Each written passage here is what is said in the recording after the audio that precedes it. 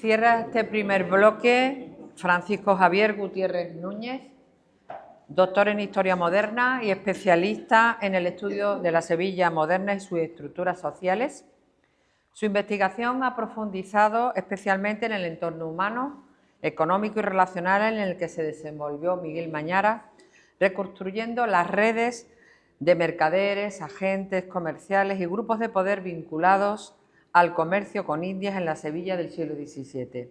Gracias a sus trabajos podemos comprender con mayor precisión no solo el contexto social del propio Mañara, sino también los mecanismos de apoyo y reorganización que hicieron posible la consolidación del Hospital de la Caridad como institución asistencial. A los tres participantes de este primer bloque de sesiones, nuestro más sincero agradecimiento por participar en este seminario y ayudarnos a seguir profundizando en una figura y en un conjunto patrimonial cuya riqueza continúa revelándonos nuevas lecturas y significados. Muchas gracias. En primer lugar, como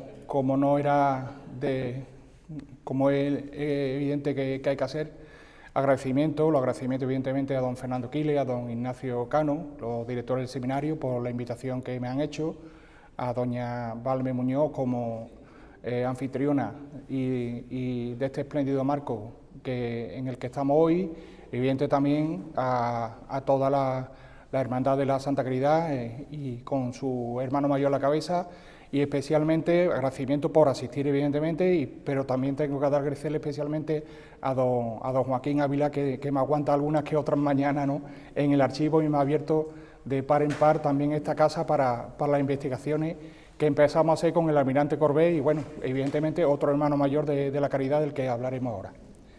Bueno, en primer lugar, cuando vi el programa, el subtítulo me encantó: El barroco entretejido. ¿Por qué? Porque vamos a hablar de muchas trayectorias personales, de muchas familias, de muchas corporaciones que se van relacionando en la Sevilla de la época, y ahora iremos dando algunas pinceladas.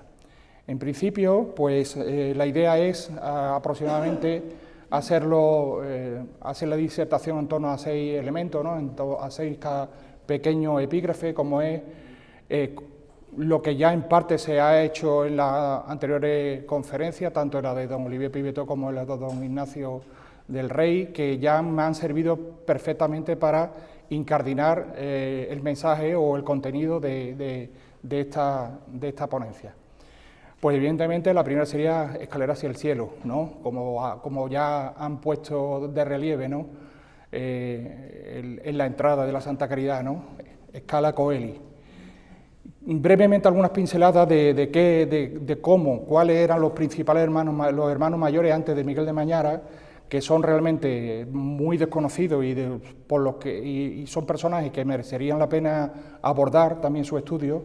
La regla de 1675, porque evidentemente si estamos hablando de Junta de Gobierno, pues se rigen por unas reglas y los cargos tienen unas funciones que están delimitadas por dichas reglas. Y por último ya entraremos en lo que es ese grupo humano que rodeó, ¿no?, a Miguel Mañara a lo largo de su mandato desde el año 1663, finales del 63, hasta su fallecimiento en el 79. Alcaldes, mayordomos, tesoreros, secretarios, contadores, priostes, fiscales, celadores, evidentemente, pues como una hermandad más, ¿no?, sevillana, ¿no?, ya son cargos que nos suenan, ¿no?, a lo mejor el contenido de sus funciones no tanto, pero sí el nombre del cargo. Y por último, ¿qué pasó en ese último bienio, ¿no?, el 78-79, su último, digamos, equipo de gobierno, si se puede utilizar el término, y la herencia, ¿no?, ¿quién va después de Miguel de Mañara? Tanto el almirante Pedro Corbet como Antonio de Lemos. Y por otro, dar algunas pinceladas también de otros insignes colaboradores que son los que van a centrar la tarde de hoy y todo el día de mañana, ya que es fundamentalmente la faceta artística. Bueno, pues en primer lugar, evidentemente, la Santa Caridad es una escalera al cielo en el sentido que es el servicio al prójimo, el espíritu evangélico, ya se ha dicho, ¿no?, las bienaventuranzas. Don Ignacio del Rey la ha explicado magníficamente, ¿no?, ese contexto histórico y social y de mentalidades de la Sevilla de la época. Pero aunque vean muchas letras, prefiero también dejar mi reflexión en 4 o 5 para luego, no se preocupen, no voy a leer mucho, nada más que estas reflexiones, porque necesitaba que quede claro el porqué. Luego iremos viendo otras imágenes que harán más liviana mi intervención. Bueno, en primer lugar, evidentemente el carisma y la personalidad de Miguel de Mañara marcaron el devenir histórico de la Hermandad de la Santa Caridad, eso es indudable, ¿no? Durante su etapa como hermano entre el 64, aunque realmente ya, como le he dicho, a finales del 73 y 79, así como de la realidad social de Sevilla. Entendió que para lograr cambio, además de su carisma, necesitaba la coordinación de voluntades, desde el noble que aportaba recursos hasta el hermano que atendía al desvalido. Las diputaciones son fundamentales dentro de la corporación. Las de entierro, el reparto de víveres y de vestimenta a los pobres, de solemnidad, como se dice en la documentación de la época. Actualmente el término de ONG no parece que es algo muy novedoso, no. El servicio social, la atención al prójimo, ya lo tenemos en la Sevilla del siglo XVII. Ya se habla actualmente de certificado de vulnerabilidad, ya lo tenemos en el siglo XVII.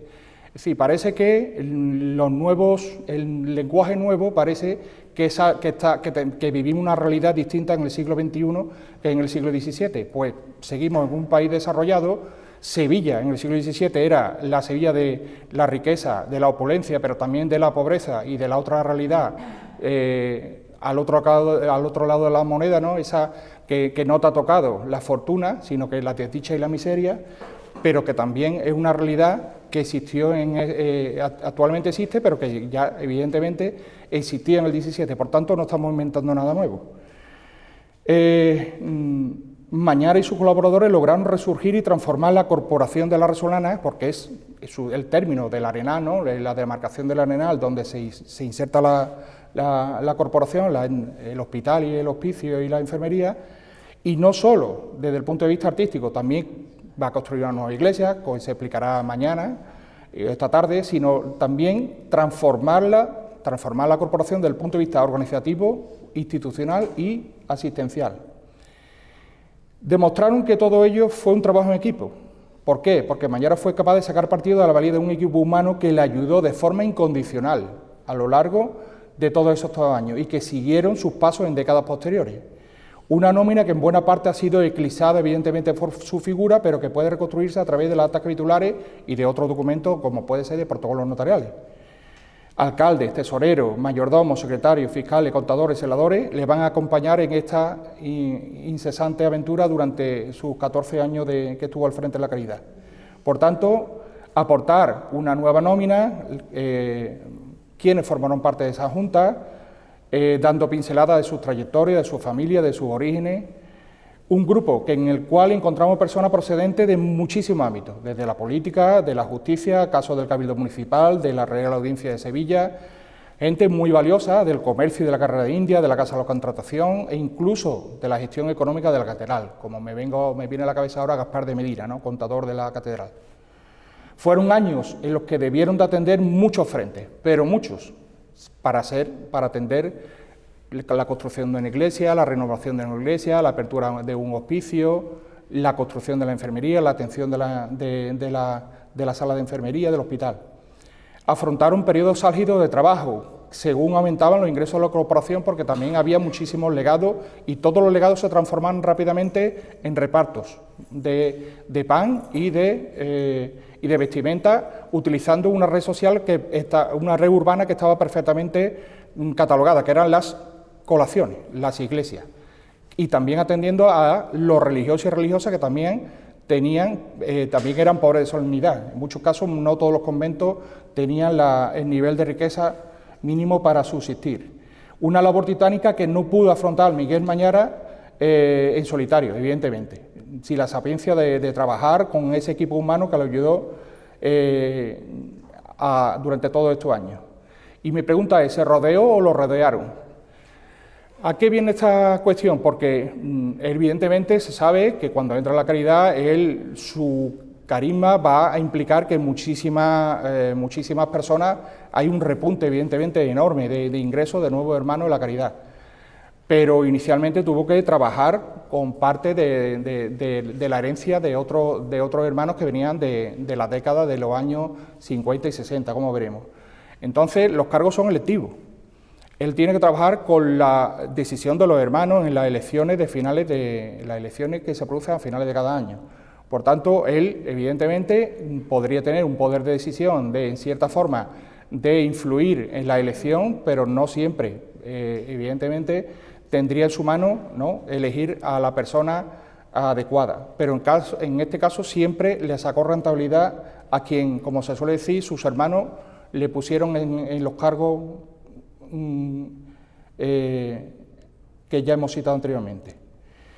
Bueno, pues el marco no me voy a parar porque ya se ha hablado, la Sevilla de la época, la Sevilla de la carrera de India, la Sevilla que todavía no ha sufrido lo que es la rivalidad de Cádiz, ¿no?, la pujanza de Cádiz, que le va a quitar prácticamente la cabecera del comercio con India, de la Casa de la Contratación, ¿no?, hasta en el año 1717, pero el hospital está muy cerca, ¿no?, la Santa Caridad está muy cerca de un tejido social, de un tejido urbano, como están viendo el Cabildo Municipal, el Convento de San Francisco, el Consulado de Comercio, la Casa de la Contratación, el Palacio Arzobispal, muy importante también la relación de los hermanos mayores con los arzobispos de Sevilla, como ya quedará probado seguramente cuando hablen de Ambrosio, del cardenal, del arzobispo Espínola, ¿no?, que con el que tuvo mayor relación Miguel Mañara.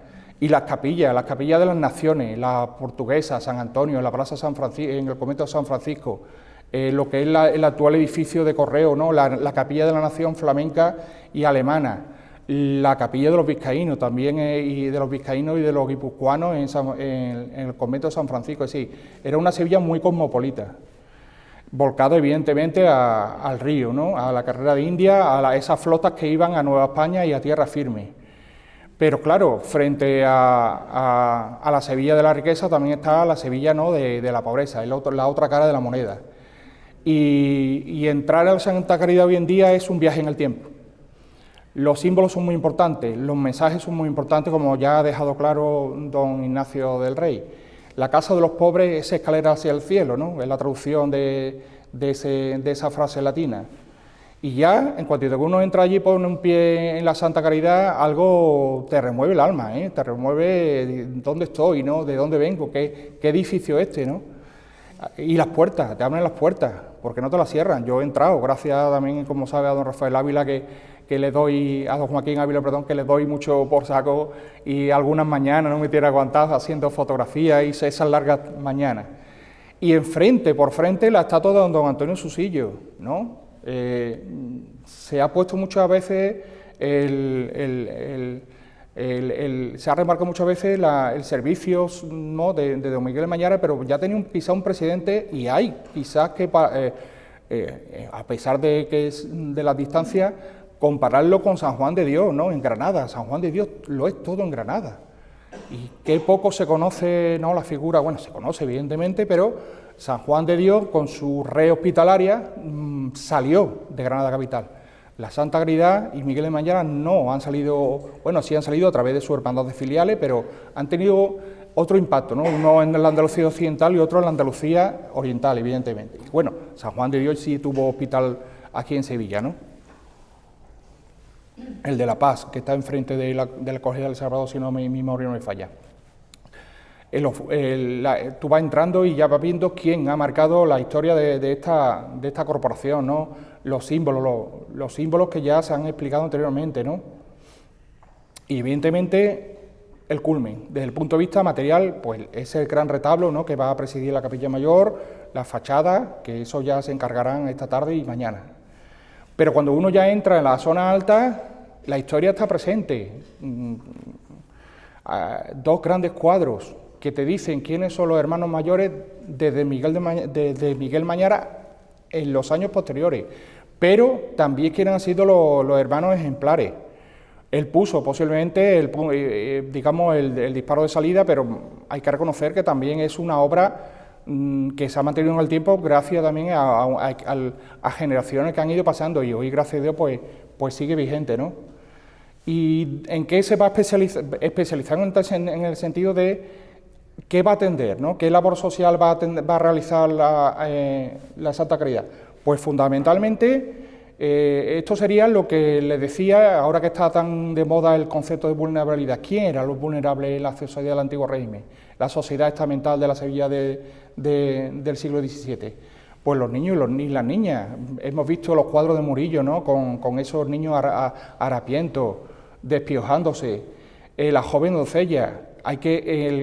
No tienen modo de casarse, hay que buscar un casamiento para mantenerse y que no caiga la prostitución. Las viudas también hay que abrirle un segundo matrimonio para que no caigan tampoco en el desamparo, porque no pueden valerse por sí mismas, aunque también pueden trabajar, y ahora lo veremos. Pero el trabajo femenino no tenía la rentabilidad económica de trabajar en un taller, trabajar en el campo, sino que siempre estaba a la sombra, ¿no? en su casa, ¿no? Entonces eran más vulnerables.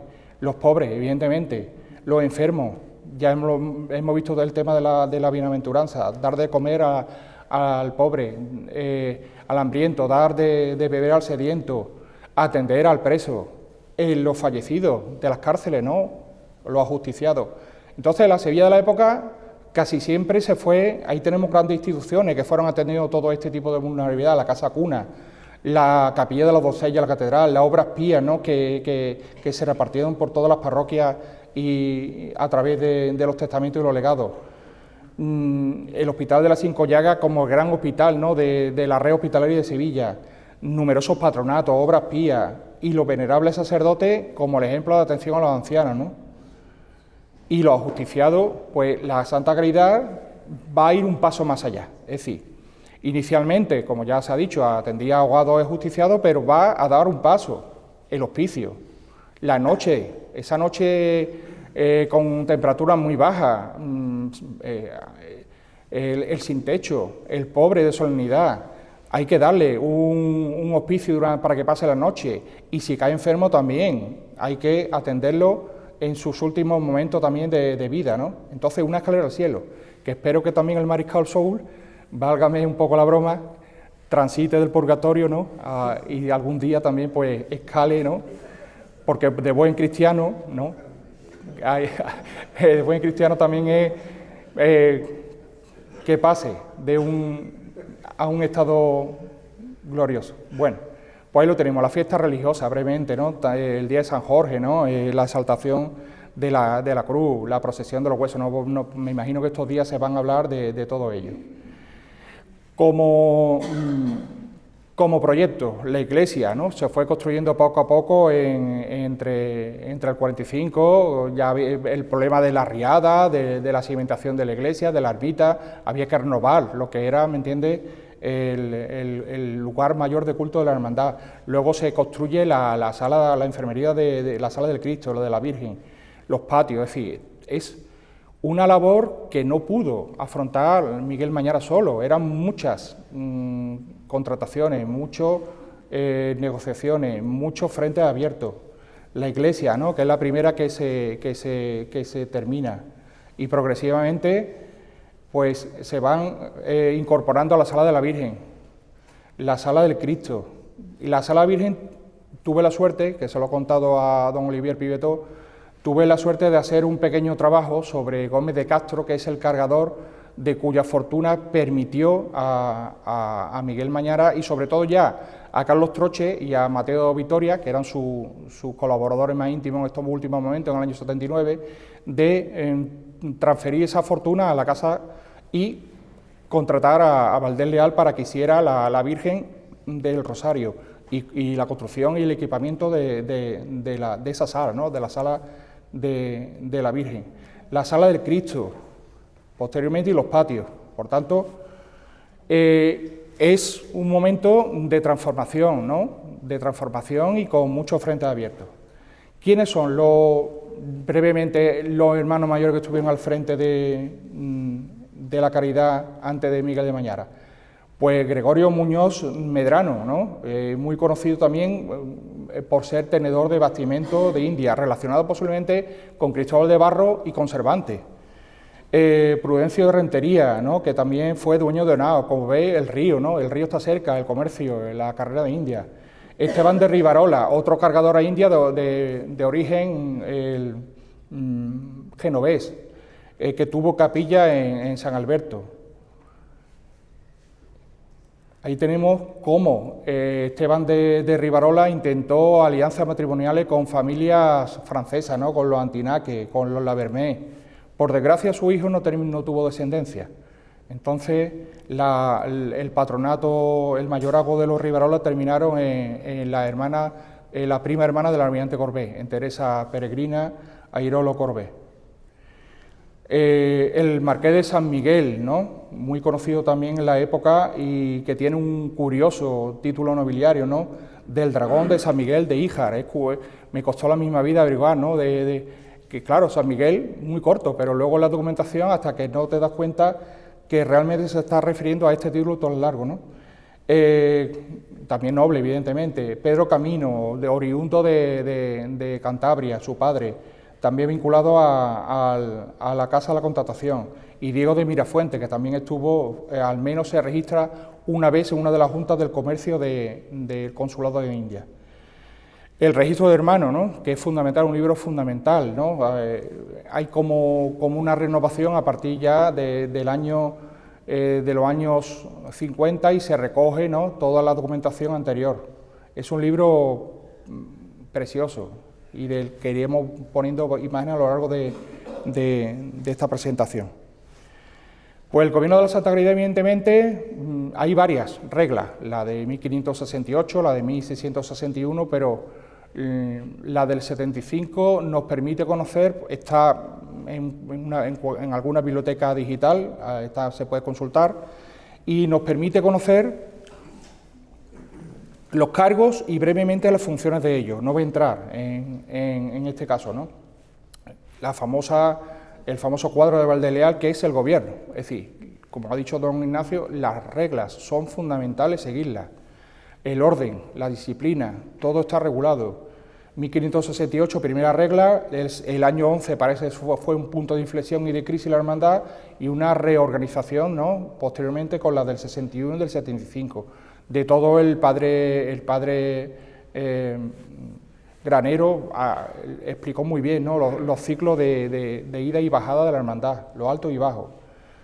La regla, ¿no? Que se la va a encargar la ilustración a otro pintor muy conocido de la época, que es Matías de Arteaga. También la pueden descargar y consultar en una biblioteca digital, simplemente para que vean los grabados, ¿no? Que hizo Matías de Arteaga. Evidentemente, nosotros partimos para este trabajo de ese capítulo 4, de los oficiales, de los diputados, de los conciliarios. Esas letras capitales que ilustra Matías de Arteaga, que creo que merecen hasta un trabajo, y ahí dejo la idea para algún historiador del arte. Ahí está la firma, abajo, ¿no?, de Matías de Arteaga. Los símbolos, ¿no?, como la cruz sigue hoy existiendo en la puerta en el azulejo que ya hemos visto anteriormente. Siguen los símbolos después de varios siglos. De ahí evidentemente es el origen, ¿no?, del grabado. Ese grabado pudo ser el origen del azulejo.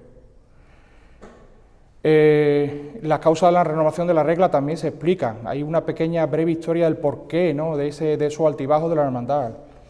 Y bueno, ya vamos al grano, ¿no?, que quizás sea lo interesante, ¿no?, los colaboradores. Estamos hablando de finales del reinado de Felipe IV y todo, y el inicio de Carlos II. Ciclo económico. Después de la peste de 1649, la década de los 50, como bien sabe don Fernando Quiles, que está trabajando en ese aspecto, fue realmente desoladora, esos años 50. Pero este trabajo que hice sobre maestra y aprendiza, ¿no?, entre 1650 y 1700, a partir del oficio 1, yo intuyo, aunque a lo mejor me aventuro a meter un poco la pata, los ciclos económicos de Sevilla. Yo creo que los años 60 fueron de realce, de crecimiento. ¿Por qué? Porque te lo está diciendo. Sí, estamos hablando, son contratos de aprendiza, de mujeres que trabajan en la industria textil. Por tanto, como se suele decir, si la tasa de paro desciende, significa que la economía está en punto, ¿no?, con la flecha hacia arriba. Pues fíjense, la década de los 60 fue la mejor, luego va decayendo. Entonces, Ese ciclo económico, la década de los 60 y los 70, es donde Sevilla se mantiene. La caída es en los 80, con la rivalidad con Cádiz. Pero, gracias a Dios, a Miguel Mañara no le pilló esa caída de los años 80 y 90, ¿no? Es decir, pilló un momento, entre comillas, dentro evidentemente, de todas las dificultades, de bonanza económica con respecto a lo que a la década de los 50, de la peste del 49, y a lo que le va a venir después. Evidentemente, todo parte del ingreso, ¿no? de su ingreso, que ya se ha comentado cuándo se produce, y al año y pico ya está, al año y un mes está prácticamente un año y días ya es hermano mayor. Todo el proceso de conversión, no voy a entrar evidentemente en ello porque se ha tratado. ¿Quiénes son? Aparte de sus diputaciones, de sus diputados, o sea, del segundo escalón en la corporación, que son los diputados de mesa, los diputados que van a atender el día a día. Pues hemos contabilizado 47 personas. Es decir, hemos montado una, claro, evidentemente, ya lo hicimos con la Hermandad de San Antonio de los portugueses, en otro trabajo que se publicó en un libro coordinado por don Fernando Quila, Sevilla Lusa, pues hemos hecho un trabajo similar, hemos recopilado toda la nómina de personas que estuvieron al frente, hermanos mayores, alcaldes, entonces casi como si fueran coleccionistas cogiendo mariposas, catalogando mariposas. Y ahora hay que, digamos, la información, machacarla, digerirla. Un hermano mayor, evidentemente, está al frente durante 13 o 14 años. 14 alcaldes, nada más que 14, porque está el alcalde, está el alcalde antiguo y luego está el alcalde nuevo. El alcalde nuevo al año siguiente pasa a ser antiguo, entonces va continuamente, son bienios, son elecciones por un bienio. Solo 3, mayordomo tesorero, un secretario, que va a ser Francisco Noriega, todo. Francisco Noriega es uno de los brazos derechos de Miguel Mañara. 3 secretarios, 4 contadores, muy pocos estos cargos. Prioste sí, Prioste se movió mucho. Fiscal, saladores, y los agentes, ¿no? Pues ahí tenemos las firmas, van en grupo a firmar, no es una labor solitaria. Ahí tenemos, por ejemplo, arriba del todo, en la izquierda, ¿no? Sí, en la izquierda, la firma de Miguel de Mañara, justo debajo la de Antonio de Lemos, la de Francisco de Madariaga en el centro arriba, y Gaviria, el marqués de Torre de la Presa. Tenemos también al marqués de Villamarín, debajo de Madariaga, Gaspar de Medina, que acabo de citarlo, Jorge Silvera, el capitán Jorge Silvera. Abajo del todo, que casi no se ve, José de Morales, comprador de oro y plata. Juan Guijarro de Ochoa, otro de los personajes muy importantes antes de llegar Miguel Mañara, aunque él no va a tener cargo durante su mandato. Entonces, ahí están contratando el retablo del Cristo, atado a la columna, ¿no? Sí, mejor dicho, la sesión del retablo, ¿no? a Juan del Castillo. Entonces, escritura por escritura, es que da muchas veces, cuando yo pasaba, me encontré 3 o 4 documentos, están todos. No va Miguel Mañara no va solo, va con su equipo. Los alcaldes. Pues los alcaldes, hay una lista, evidentemente, de 14 personas, pero brevemente voy a dar algunas pinceladas de ello. Cuando encuentre el color crema, es otros perfiles, lo he catalogado así como otros perfiles. El color verde del cuadrito, del nombre, son familiares directos de Miguel Mañara, y por último, la nobleza en celeste. Francisco Silvera tiene muchísimos cargos en la hermandad y posiblemente de ascendencia portuguesa. Es vecino de Santa María. Alonso de Burgos, vecino de la calle Abade, muy cerca, ¿no? de relación con los Becker, con posiblemente comerciante de contienda abierta en Sevilla. Pero claro, hay que investigar y los protocolos notariales nos van a dar cada día más información de estos personajes. Fernando de la Sal, posiblemente de origen judeoconverso. La familia de la Sal, Juan Gil lo tiene catalogada y muy bien estudiada, y no sería él, pero una rama de la familia.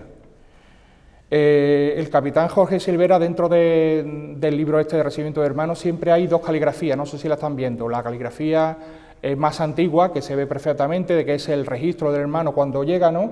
En este caso ingresó en el año 1650, el 1 de agosto, si no me equivoco, y la anotación posterior es una caligrafía de los años de 1680 o 90 que te cuenta algo, si hizo algo interesante, si destacó dentro de la hermandad, ¿no? Si por la atención y el servicio al prójimo. Entonces, hay dos caligrafías y también ese registro de hermanos es una fuente muy interesante de información de cada uno de ellos.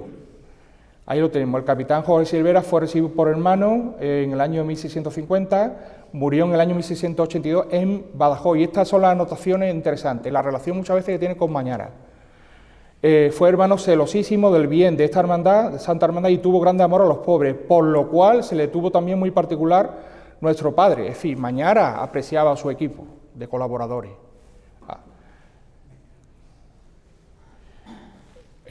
Su cuñado, Juan Gutiérrez Tello y Guzmán, Pedro Venega y Córdoba, que también será hermano mayor posteriormente de la Caridad, su sobrino, Juan Tello y Guzmán. Es decir, ya vemos cómo van introduciendo esos nuevos nombres que a lo mejor ya han entrado en la corporación gracias a él. No me voy a detener mucho en sus cargos y en su trayectoria. José de Morales, que será también hermano mayor. Es decir, hay cantera de hermanos mayores, ahora los veremos cuáles son. Es decir, los alcaldes, pasar por la alcaldía significaba que podía, claro, tiene una trayectoria, tiene un conocimiento de la hermandad, por tanto, eres un postulante, ¿no?, a ser posterior hermano mayor. Francisco de Gaviria, que era el marqués de Torre de la Presa. Luis Manuel de Céspedes, que sus dos hijos van a ser el marqués de Villafranca y el segundo conde de Villanueva. Es muy importante esta nobleza, porque cuando están en los cargos no son nobles la mayoría, la mayoría son todos títulos que aparecen en el año 1679, es decir, previo a la muerte de Miguel Mañara, por tanto ellos todavía no son nobles, lo serán después, a partir del 79, porque hay una venalidad de títulos con motivo, en el año 1679, del matrimonio de Carlos II con Luisa de Orleans. Entonces son cargos, son títulos comprados, la venalidad existía. Entonces se rodea, hay muchos títulos que, como vemos, son todos del año 79. Es decir, la nobleza, cuando están, repito, al frente de la corporación, son nobles, pero no titulados. Luego, en el año 79. José de Morales, ¿no?, también a los hermanos mayores, en su registro de hermanos también se cita su labor. Cuarto, marqués de Villamarrique, este sí, era previo al año 79 el título. Pedro de Guzmán, marqués de la Alcaba, con una trayectoria militar, murió en el asedio de Orán. Y sin descendencia, y pasó el título a sus hermanos, si no me equivoco. Otro de los grandes personajes, José Beitía y Linaje, como ven ahí, casado con Tomasa Murillo, sobrina de Bartolomé Murillo, del pintor, ¿no?, de Bartolomé Esteban, y que tuvieron una estrecha relación familiar. Además, creo que fueron los padrinos de la boda de Bartolomé y su esposa. Inclusive apadrinó a alguno de sus hijos.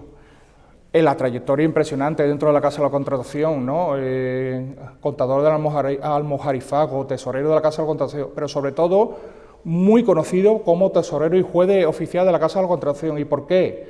Pues porque va a publicar una obra como es El Norte de la Casa de la Contratación, que es fue un verdadero referente a la época.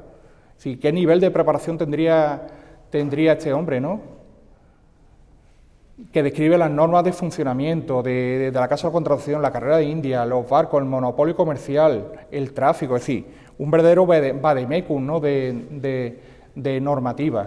Para terminar ya por los alcaldes, uno de los pocos retratos, ¿no?, de estos 14 alcaldes que estuvieron, Alonso Verdugo y Albornoz, primer conde de Torrepalma, 1679, muy joven. En este caso lo retrata Zurbarán, en el año 1635, cuando prácticamente era un mozalbete y prácticamente su tío, que era el cardenal Gil de Albornoz, que era gobernador del estado de Milán, pues le entrega evidentemente un cargo como era el de capitán de caballo lanza de la Guardia del estado de Milán, ¿no? Es decir, casi un niño y ya era capitán. Otro, el sobrino nieto, ¿no?, de Miguel Mañara, Juan Antonio Vicentelo, el marqués de Brenes. que fue también capitán general de la flota india del 1681. Ahí está la relación genealógica, ¿no?, de cómo procede, evidentemente, de su hermana Isabel, ¿no?, sobrino-nieto.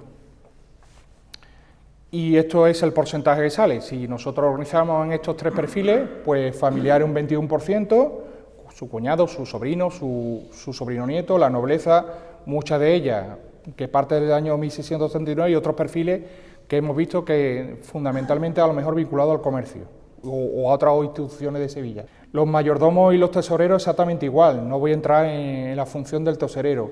Solo tres.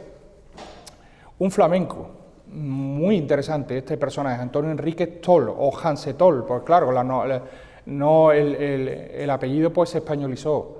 El padre llega a Sevilla y se afinca como comerciante y como traductor de la Inquisición. Su suegra y su propia esposa están enterradas en la capilla de la Anunciación de la Iglesia de la Caridad. ¿Por qué? Por su servicio a la hermandad. Y esto es un personaje previo a Miguel Mañara. Silvera también entró en el año 50, ya lo hemos tocado. Antonio de Lemos, este sí quiero pararme porque es el que quiero ir a trabajar posiblemente en breve. Ya lo trabajé, fue hermano mayor de la Caridad, como veis, son prácticamente, él está al frente como tesorero 8 años, toda la década del 70. Ingresa en el año 68 y fue hermano mayor. Ahí está su inscripción y evidentemente el resumen de la loa, ¿no?, que se suele hacer al personaje después de su servicio en la Santa Caridad. A este personaje, la verdad es que tiene una conexión preciosa con Venezuela, porque él trabajaba con dos, como cargador de India, trabajaba con dos mediadores, con dos factores suyos, que era José Díaz, él era gallego, José Díaz también era gallego, como Antonio de Lemos, y su sobrino Lorenzo, que también será hermano de la Santa Caridad. Y es más, lo hacen hermano prácticamente en el lecho de muerte, en agradecimiento a su tío, Antonio de Lemos. Pues su sobrino, en este caso Lorenzo, va a embarcar en la flota del año 1671, en concreto en el navío que va a Caracas, al puerto de La Guaira y luego a Caracas, en el registro de navíos de Nuestra Señora de la Aparición y San Pedro, abajo del todo, un cajón tosco con una hechura de Jesús Nazareno, un envío de una talla de una escultura procedente de Sevilla. Y esa escultura es actualmente el Nazareno de San Pablo, en Caracas, que tiene una devoción impresionante, a lo mejor parecida, evidentemente, a lo que sería el Gran Poder aquí en Sevilla, pero que trasciende a la ciudad de Caracas, trasciende a Venezuela, trasciende a la frontera de Venezuela. Los inmigrantes venezolanos tienen inclusive una hermandad filial en Argentina. ¿A quién se atribuye? A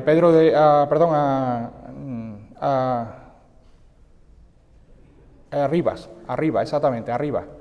Pues si comparamos el Cristo el Nazareno de la Santa Hermandad, de las Siete Palabras, y también he hecho ahí una atribución que también se ve a Rivas, ¿no?, que es el que está en Lebrija, ¿no?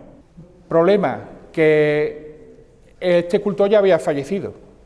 Antes, había fallecido en el año 48, si no me memoria no me falla. Por tanto, esta imagen tuvo que venir de algún convento o de alguna iglesia parroquial de Sevilla, y Antonio de Lemos hacía de marchante, no solo de cargador en India de mercancías, sino también de marchante. Envió, posiblemente por patrocinio del futuro obispo de Caracas, la imagen a Caracas. El testamento de Antonio de Lemos es precioso. Como ven, ahí volvemos a ver a esas categorías no vulnerables de la Sevilla Antiguo Régimen, 300.000 reales, y lo dispone de tal forma en dotes de doncellas, pobres, reparto de ropa, de comida, al hospital, a diversos hospitales, a huérfanos, presos, cautivos. Sí, es larguísimo el testamento, y los desglosa. Tenemos el desglose, evidentemente, esto lo he resumido a grandes rasgos. La cantera, y voy, que estamos ya casi fuera de tiempo también, ¿no? La cantera de hermanos mayores, 4. De esos 14 alcaldes, 4 de ellos, ya lo hemos hablado, Antonio de Lemos, José de Morales, comprador de oro y plata. Fue tremendo la quiebra de los hermanos Morales, de José y de Gabriel, pero José no vio la quiebra de su entidad bancaria, ¿no? Pero que ya fue a inicio del 18. Pedro de Venega y el sobrino de Miguel Mañara. Esos son los 4 hermanos mayores, un 28% de... Justamente, como ven, están justo detrás. Es decir, prácticamente no hay, a excepción ya de Luis Ignacio de Conique, el resto que siguen la obra de Miguel Mañara, pues han trabajado codo con él. Bien, los secretarios y contadores exactamente igual. Francisco de Noriega ya hemos hablado, Mateo de Vitoria. Diego Dusarte, otro flamenco, porque la Sevilla del 17 fue flamenca. Hans Toll, lo hemos visto antes. Es decir, si la Sevilla del 16 o del 10 y fundamentalmente fue genovesa y portuguesa, ¿no? La del 17, el componente flamenco es muy interesante. Diego Dusarte. El hermano Miguel fue hermano mayor de la capilla, cónsul de la capilla de la Nación, de la capilla de San Andrés de la Nación flamenca y alemana en el Colegio Santo Tomás, lo que hoy es actual la sede de Correo.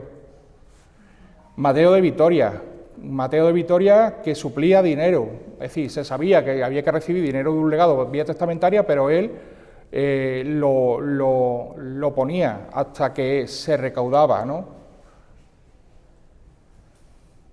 Prioste hay mucho, no me voy a parar ya. Prioste, como ven, la nómina muy larga, van y entran, no tienen tanta estabilidad como cargos clave, ¿no? Como era la contabilidad y como era la secretaría. Los fiscales, los senadores, muchos se repiten, es decir, se mantienen dentro de la corporación, pero en otros desempeñando cargos menores.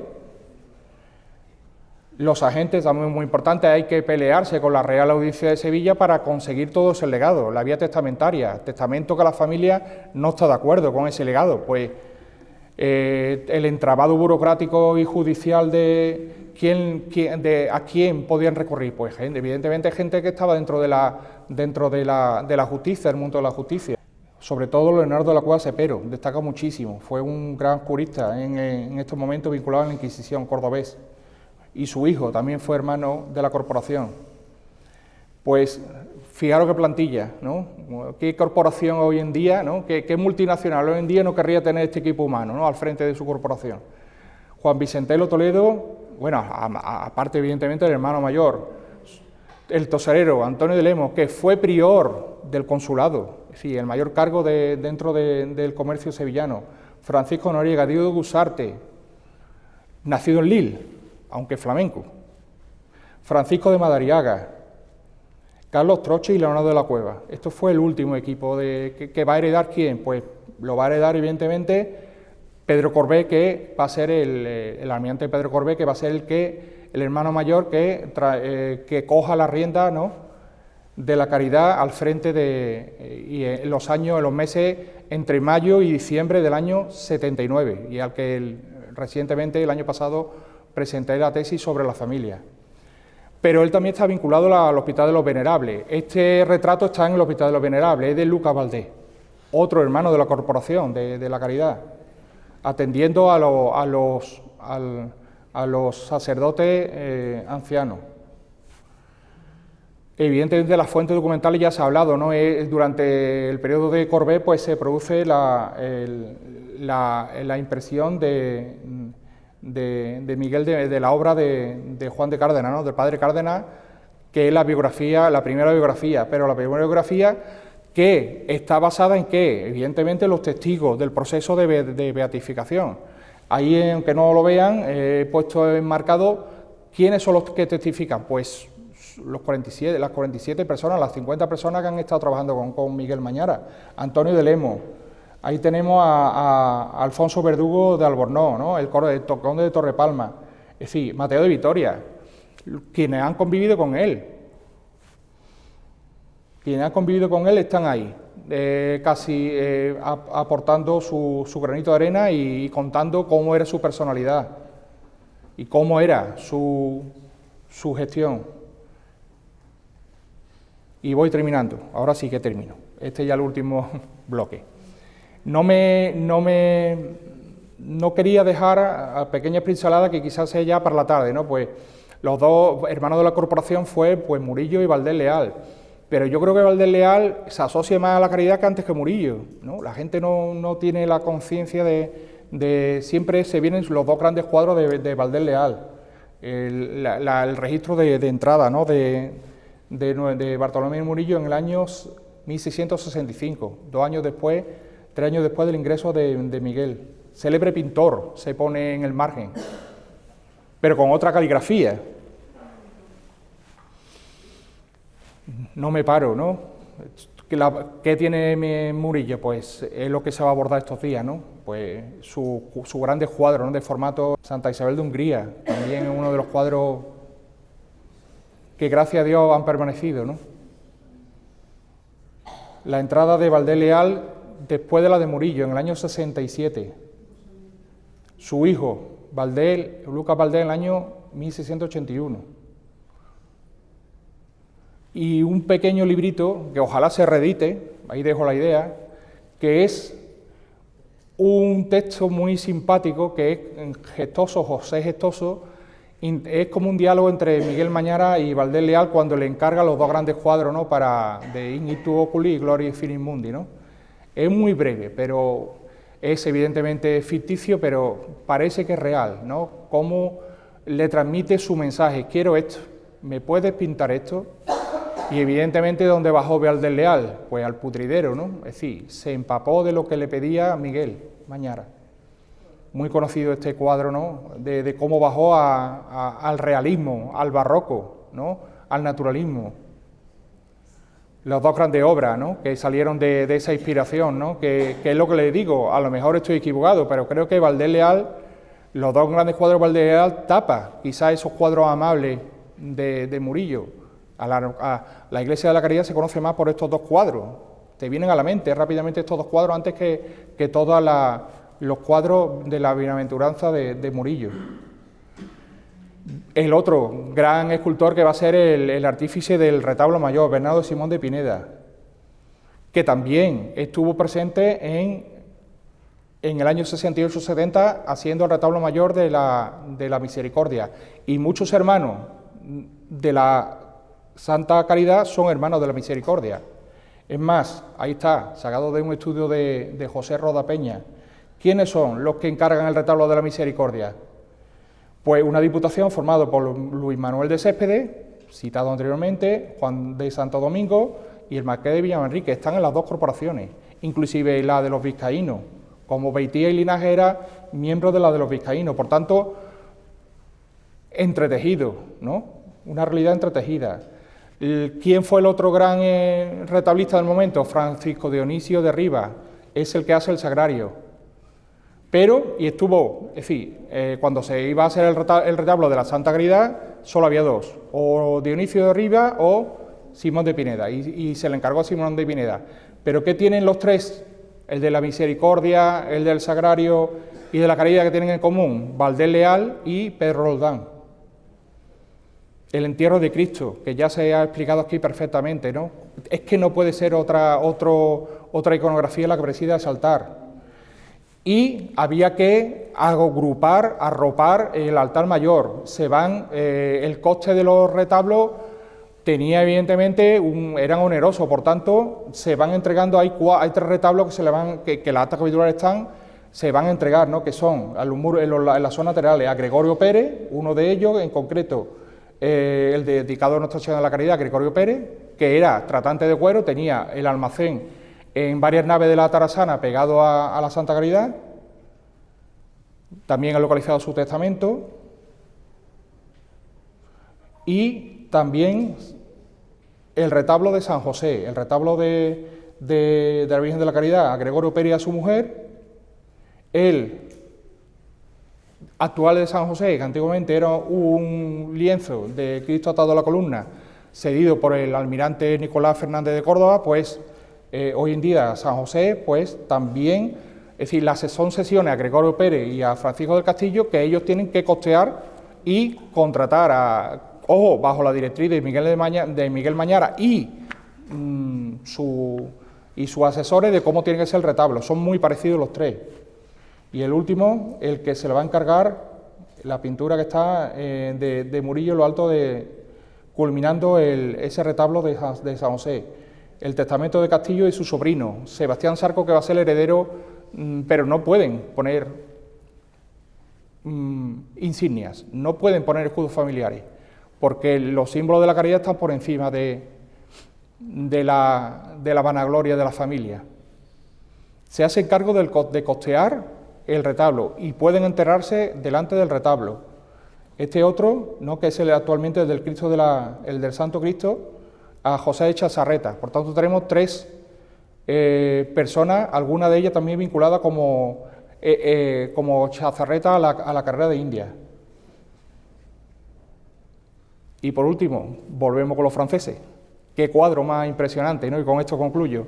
El expolio. Yo cuando lo vi, Fernando Vaquero, no sé si lo conocen, este cuadro, del año 2018, se hizo con el centenario del cuarto centenario. Cómo se ve en las escaleras, ¿no? Es que está recreando uno de ese día fatídico, ¿no? De cómo entran los soldados, en la parte de abajo hasta los soldados franceses, y cómo comienzan a descolgar, ¿no?, los cuadros.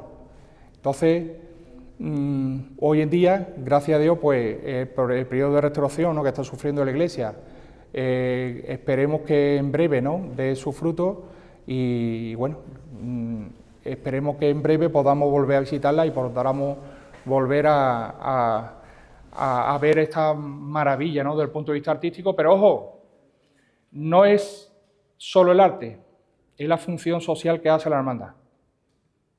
En fin, la atención a lo que es esos ancianos, que lo he visto al entrar tú al archivo, ves, es el día a día, porque hoy estamos casi, ¿no?, aquí hablando de historia, de arte, pero eso es el día a día, no se para. Allí ahora mismo, seguramente don Joaquín lo sabrá, ya se ha servido el almuerzo, ¿no? Y aquí ya se está sirviendo y aquí le estoy dando todavía la tabarra. Venga, muchas gracias.